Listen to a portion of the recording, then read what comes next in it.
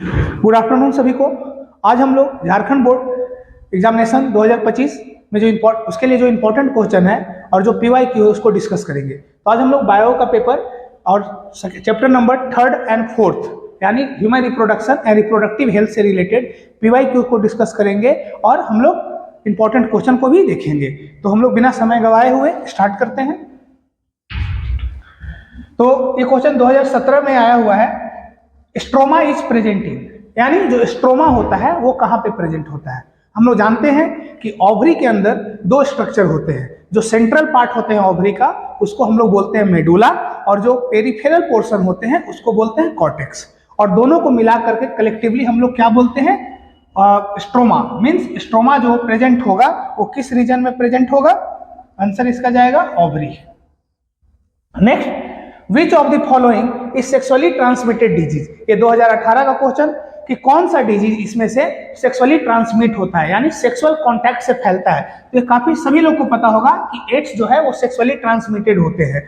Polio की बात करते हैं तो पोलियो जो है वो सेक्सुअली ट्रांसमिटेड डिजीज नहीं है। एलिफेंटियासिस मतलब फलेरिया और ट्यूबरक्लोसिस, ये सब सारे जो है ये सेक्सुअली ट्रांसमिटेड नहीं होते हैं। एड्स जो है वो सेक्सुअली ट्रांसमिटेड होता है।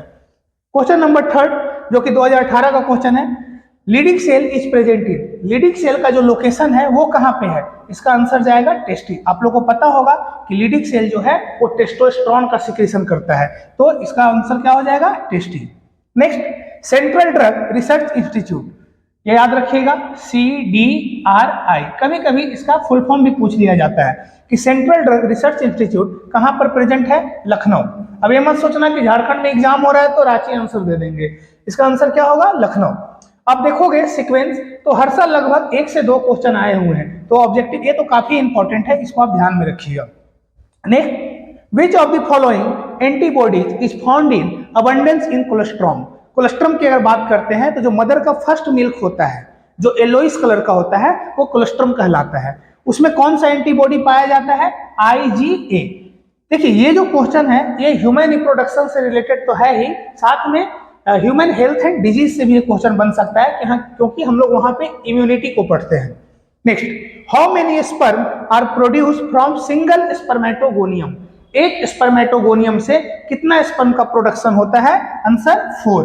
अगर यही ओवम की बात की जाएगी कि एक ओगोनिया से कितना ओवम बनता है, आंसर क्या जाएगा, 1। बट यहाँ पे क्या पूछा गया है, spermatogonium. Next, which of the following is a diploid structure. आप लोग को अगर याद होगा तो ये बताए थे chapter number 1 sexual reproduction in flowering plant, वहां पे भी ये क्वेश्चन को डिस्कस किया गया है। तो ये दोनों चैप्टर से रिलेटेड हो सकते हैं। तो जो डिप्लॉयड स्ट्रक्चर होते हैं वो कौन है बाबू, जाइगोट। नेक्स्ट क्वेश्चन देखिए, ये क्वेश्चन रिपीट है, Leydig cell is present in 2018 में क्वेश्चन आया हुआ है। और एक यहाँ पे question Sertoli cell are present in, ये भी कहाँ पे होगा, टेस्टिस में, बस सेल को चेंज किया है। तो ये काफी इंपॉर्टेंट हो जाता है सर्टोली सेल। अगर सर्टोली सेल के फंक्शन की बात करते हैं तो सर्टोली सेल का मेन फंक्शन है न्यूट्रिशन प्रोवाइड करना, किसको जी, डेवलपिंग स्पर्म को। Next, acrosome of sperm is found in which of the following part. तो एक्रोजोम जो होता है वो कौन से पार्ट में पाया जाता है स्पर्म का। आप लोगों को सभी को पता होगा कि हेड के टिप पे पाया जाता है एक्रोजोम। नेक्स्ट,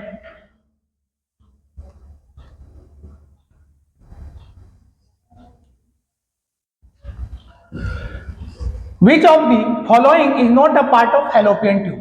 इसमें से कौन जो है फैलोपियन ट्यूब का पार्ट नहीं है। आप लोगों को पता होना चाहिए यूट्रस का जो सबसे नैरो पार्ट होते हैं वो क्या कहलाता है, सर्विक्स। इनफंडिबुलम, एम्पुला और स्थमस, ये तीनों जो है किसका पार्ट है, फैलोपियन ट्यूब का। Next, which is the function of placenta, sorry what is the function of placenta. Placenta का फंक्शन क्या है, ये आप लोग सब लोग को पता होना चाहिए कि जो प्लेसेंटा का फंक्शन है वो एक्सक्रीटरी मैटर को बाहर निकालता है, बेबी को जो है इसेंशियल या फिर जो इंपॉर्टेंट न्यूट्रिएंट्स होते हैं या फिर जो यूजफुल सब्सटेंसेस होते हैं उसको प्रोवाइड किया जाता है। आपको ये भी पता होगा कि ऑक्सीजन का भी सप्लाई इसी से होता है, और सबसे इंपॉर्टेंट ये हार्मोन भी प्रोड्यूस करता है। तो प्रोडक्शन ऑफ हार्मोन में भी इसका आंसर चला जाएगा all of these. Next, the number of autosome in a normal human cell. यहां ध्यान देना है, मोस्ट ऑफ द लोगों को लग रहा होगा 46, बाबू 46 क्रोमोजोम होते हैं और क्रोमोजोम में ऑटोजोम प्लस सेक्स क्रोमोजोम। यहां पूछा गया है नंबर ऑफ ऑटोजोम, तो कितने होंगे 44 और प्लस एक्स वाई मिलकर के 46 हो जाएगा, तो इसका आंसर जाएगा 44। चलिए नेक्स्ट देखते हैं आफ्टर ओव्यूलेशन। आफ्टर ओव्यूलेशन क्या टाइप है, गलत है, गलत टाइप किया गया। After ovulation Graafian follicle transform into, जो ओव्यूलेशन के बाद जो गैरेफियन फॉलिकल है वो किसमें ट्रांसफॉर्म होता है, आंसर जाएगा कॉर्पस ल्यूटियम। और आप लोगों को पता होना चाहिए कॉर्पस ल्यूटियम यानी येलो बॉडी, येलो बॉडी, और ये क्या सीक्रेट करेगा, प्रोजेस्टेरॉन, तो इसका आंसर चला जाएगा corpus luteum. Identify A B and C in the given picture. देखिए इसमें पिक्चर नहीं दिया गया है, आपको ये आइडेंटिफाई करना कि कौन सा स्ट्रक्चर जो है कौन से स्ट्रक्चर का क्या नेमिंग है। तो आपको पता होना चाहिए कि फीमेल रिप्रोडक्टिव सिस्टम में फैलोपियन ट्यूब में आपको सारे पार्ट को पता होना चाहिए, तो हम लोग फिगर बनाएंगे तो डिस्कस कर दिया जाएगा। Next, amniocentesis is a method used to. Amniocentesis एक टेक्निक है जिसको हम लोग किस लिए यूज करते हैं, तो ये ध्यान रखिएगा। अगर हम लोग 3 मार्क्स के क्वेश्चन की बात करते हैं तो उसमें भी ये क्वेश्चन आ सकता है, what is the meaning of amniocentesis या फिर व्हाट इज एमनियोसेंटेसिस। तो ध्यान दीजिएगा, एमनियोसेंटेसिस जो है वो जेनेटिक डिसऑर्डर को डिटेक्ट करने में मदद करता है। तो अगर हम लोग को जानना है कि बच्चे में कौन सा बीमारी है या कौन सा जेनेटिक डिसऑर्डर है, तो हम लोग एमनियोसेंटेसिस की मदद से अर्ली एम्ब्रियोनिक लाइफ में पता कर सकते हैं। Next, medical termination of pregnancy prevent ovulation. देखिए इसका आंसर क्या हो जाएगा, first, medical termination of pregnancy कोई मतलब नहीं है, एमटीपी एक अलग चीज है, ठीक है ना, अबॉर्शन को बोलते हैं, इंड्यूस अबॉर्शन को, फर्टिलाइज द एग, ये सब कोई मतलब नहीं है इसका। इसका आंसर क्या हो जाएगा, जेनेटिक डिसऑर्डर को पता करने के लिए अनबॉर्न बेबी का। Eight which stage does oogenesis start in human female, ये काफी इंपॉर्टेंट क्वेश्चन है, स्पर्मेटोजेनेसिस और oogenesis से आता है। अगर हम लोग स्पर्मेटोजेनेसिस की बात करते हैं, स्पर्मेटोजेनेसिस किस में होगा, मेल में, और oogenesis किस में होगा, फीमेल में। अगर स्पर्मेटोजेनेसिस पूछा जाए कि स्पर्मेटोजेनेसिस कब स्टार्ट होता है, तो आपको आंसर देना है एट प्यूबर्टी स्टेज। बट अगर पूछा जाए oogenesis कब स्टार्ट होता है, तो सभी लोग को पता होना चाहिए कि एम्ब्रियोनिक लाइफ में ही स्टार्ट हो जाता है। जब 25 वीक एम्ब्रियो होती है, जब 25 वीक की एम्ब्रियो होती है, उसी दौरान जितना ओगोनिया बनना होता है वो बन जाता है। इट मींस जो oogenesis है वो कब स्टार्ट होगा बाबू, जल्दी से बता दो, during embryonic development. Next question, which of the following chemical is constituent of oral contraceptive पिल। देखिए जो ओरल कॉन्ट्रासेप्टिव पिल होते हैं, जो प्रेगनेंसी को रोकने के लिए होते हैं, अनवांटेड प्रेगनेंसी को, उसमें मेनली 2 हार्मोन होते हैं, प्रोजेस्टेरॉन और एस्ट्रोजन। तो अगर दोनों ऑप्शन रहेंगे तो थर्ड ऑप्शन ये भी रहेगा, both A and B. But यहां पर क्या क्या है, ऑक्सीटॉक्सिन, प्रोलैक्टिन, प्रोजेस्टेरॉन और रिलैक्सिन। आंसर क्या चला जाएगा, प्रोजेस्टेरॉन। अगर एस्ट्रोजन रहेगा तो एस्ट्रोजन भी आंसर जा सकता है। The animal in which embryonic development complete inside the female body are called.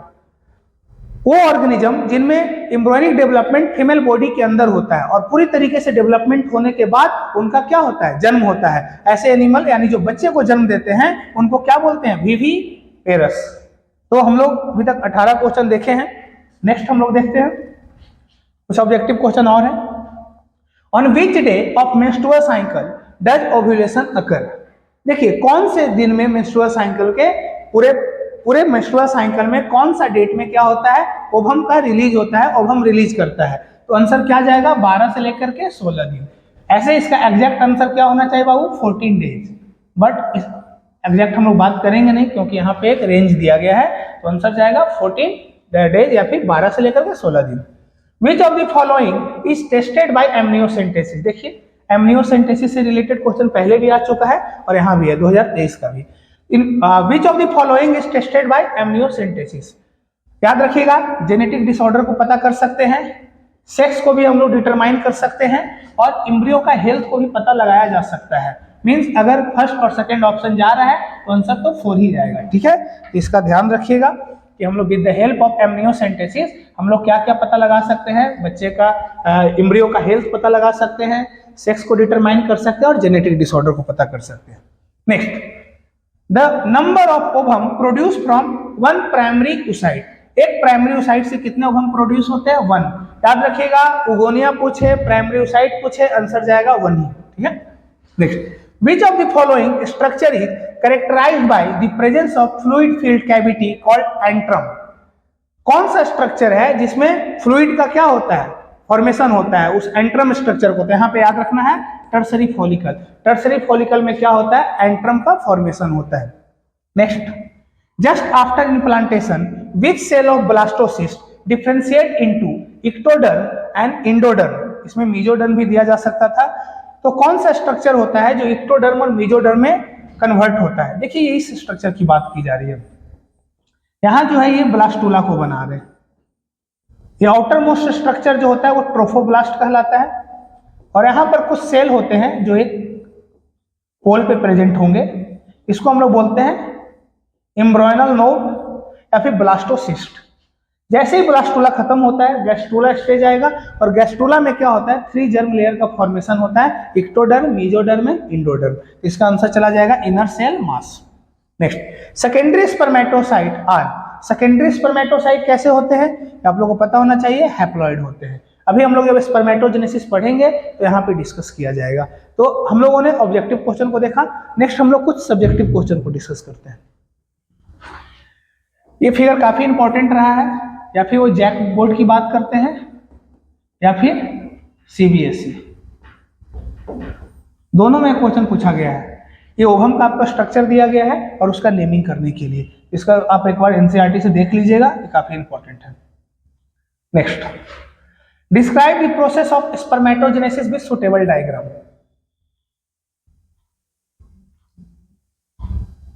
Means हम लोग को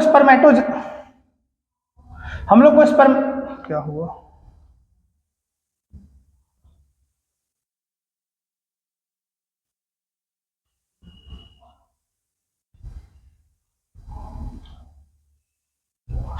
हम लोग को स्पर्मेटोजेनेसिस को ध्यान में रखना है, ये काफी इंपॉर्टेंट हो जाता है और ये 2025 में भी आने की संभावना है, ठीक है ना। और ये क्वेश्चन तो हर साल रिपीट हुआ है, इसमें कोई संदेह ही नहीं होना चाहिए कि स्पर्मेटोजेनेसिस और oogenesis। तो 2025 के पॉइंट ऑफ व्यू से इसको आपको ये पढ़ के जाना है।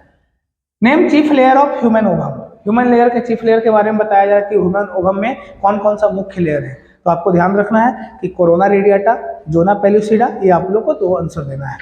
Next, describe the process of oogenesis with suitable diagram. देखिए ये भी काफी इंपॉर्टेंट है। अगर किसी भी आप बायो के टीचर से पूछोगे कि सर इस चैप्टर में कौन सा पोर्शन को पढ़ के जाना है, मतलब जिसके बिना मतलब जाना ही नहीं है, समझ में आ रहा है ना, मतलब काफी इंपॉर्टेंट है, तो आपको स्पर्मेटोजेनेसिस और oogenesis को विशेष रूप से देखना है और इसका आपको स्टेटमेंट भी लिखना है और फिगर भी ड्रॉ करना है। बहुत सारे बच्चे क्या करते हैं कि सिर्फ फिगर तो ड्रॉ करते हैं, स्टेटमेंट नहीं लिखते हैं, या फिर कुछ ऐसे होते हैं जो स्टेटमेंट लिखते हैं फिगर नहीं ड्रॉ करते हैं। आपको अगर फुल मार्क्स चाहिए तो आपको फिगर और स्टेटमेंट दोनों को मेंशन करना होगा। Next, with the help of diagram describe the structure of sperm. ये भी आई है। देखिए सब सारे क्वेश्चन जो है ना मतलब 2024 से पहले पूछे जा चुके हैं, 2020 से पहले, तो ये सब सारे क्वेश्चन इंपॉर्टेंट हो जाते हैं।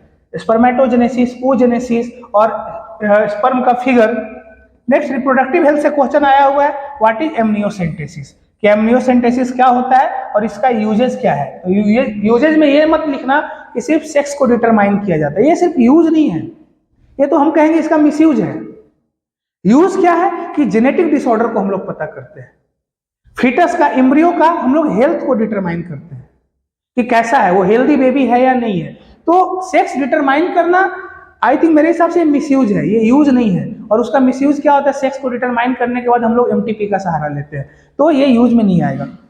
Right the difference between spermatogenesis and oogenesis। देखिए 2018 में स्पर्मेटोजेनेसिस, 2019 में oogenesis, उसके बाद 2020 में फिर से आया है कि डिफरेंस लिखने के लिए कि क्या डिफरेंस है स्पर्मेटोजेनेसिस और oogenesis में।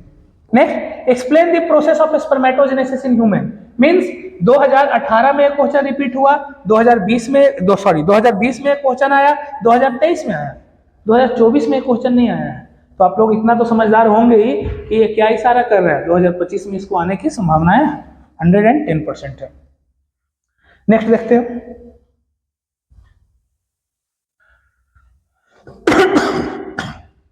Next, what measure should be taken to prevent from contracting sexually क्या है जी, कॉन्ट्रैक्टिंग सेक्सुअली ट्रांसमिटेड डिजीज, मतलब कौन कौन सा हम लोग टेक्निक को अपना करके एसटीडी को रोका जा सकता है।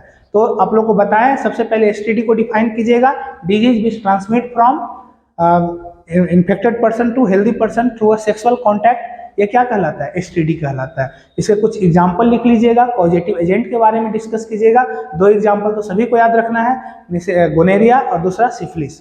गोनेरिया का जो पॉजिटिव एजेंट है बैक्टीरिया जिसका नाम है निसेरिया गोनेरिया, और जो सिफिलिस का जो पॉजिटिव एजेंट है ट्रिपोनिमा पैलिडम, ये आपको ध्यान में रखना। Next, right the name of one sex hormone secreted by human male. ये बहुत इजी क्वेश्चन है, 1 मार्क्स का क्वेश्चन है ये, कि कौन सा एक हार्मोन का नाम बताइए जो ह्यूमन मेल के द्वारा सीक्रेट होता है। इसका आंसर चला जाना चाहिए टेस्टोस्टेरोन। तो ये हम लोग पीवाईक्यू को देखें, तो पीवाईक्यू से कंक्लूजन क्या मिला कि यहां पे क्वेश्चन रिपीट हो रहा है। देखा जाए जो 2018 में आया 2020 में टपका है, जो 2022 में जो आया था 2024 में आया है, और जो 2023 में थे वो 25 में आने की संभावना है।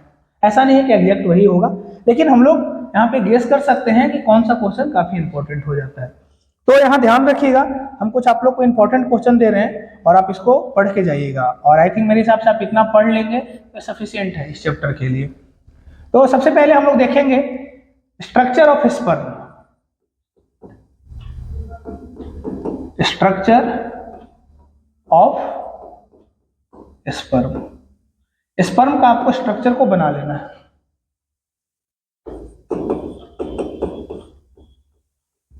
हजार 25 इसके लिए है जी, जैक बोर्ड के लिए है ना। नेक्स्ट क्वेश्चन देखेंगे, स्पर्मेटो जेनेसिस और क्या बाबू, oogenesis। आपको इसका कंप्लीट स्टडी करके जाना है, स्पर्मेटोजेनेसिस और oogenesis का। नेक्स्ट देखते हैं histology of seminiferous tubules. Histology of seminiferous tubules, आप लोग को इसमें दो सेल को ध्यान में रख के जाना है, एक तो लीडिक सेल और दूसरा सर्टोली सेल। इसका क्या काम है वो ध्यान रखिएगा, टेस्टोस्टेरोन सीक्रेट करता है, न्यूट्रिशन प्रोवाइड करता है। स्पर्मेटोजेनेसिस oogenesis हो गया। नेक्स्ट हार्मोन के बारे में देख के जाना है, मेन तो यह देख के जाइएगा कि what is the function of placenta. What is the function of placenta? Placenta का फंक्शन, ब्लास्टुला का फिगर देख लेना है, ठीक है। और हम इंपॉर्टेंट की बात करते हैं, इसमें और वैसा कुछ है नहीं कि जो काफ़ी इंपॉर्टेंट रहेगा, इतना आपको पढ़ के जाना है। कौन सा चैप्टर, ह्यूमन रिप्रोडक्शन से। और देख लेते हैं एक दो सेमिनिफेरस टिब्यूल्स, चलिए और कोई जरूरत नहीं, काफ़ी है। नेक्स्ट हम लोग रिप्रोडक्टिव हेल्थ की बात करते हैं। रिप्रोडक्टिव हेल्थ से भी क्वेश्चन आते हैं।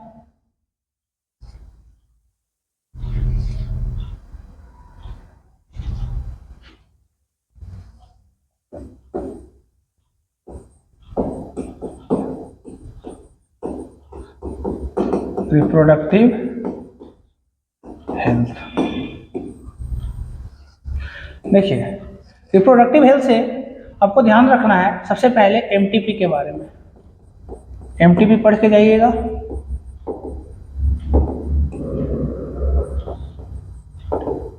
एमनियोसेंटेसिस के बारे में देख लीजिएगा, ठीक है।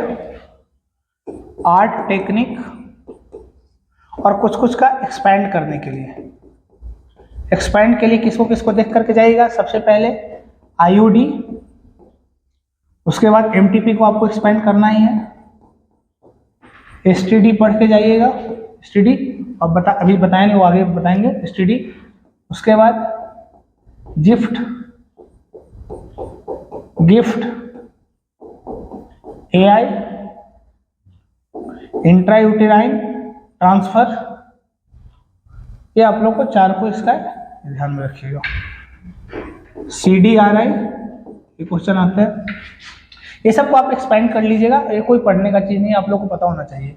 Intrauterine device, medical termination of pregnancy, sexually transmitted disease, zygote intrafallopian transfer, gamete intrafallopian transfer, artificial insemination, intrauterine transfer, central drug research institute. ये नेक्स्ट STD के बारे में पढ़िएगा कंप्लीट, और इसमें कुछ बचा नहीं, ठीक है। इनफर्टिलिटी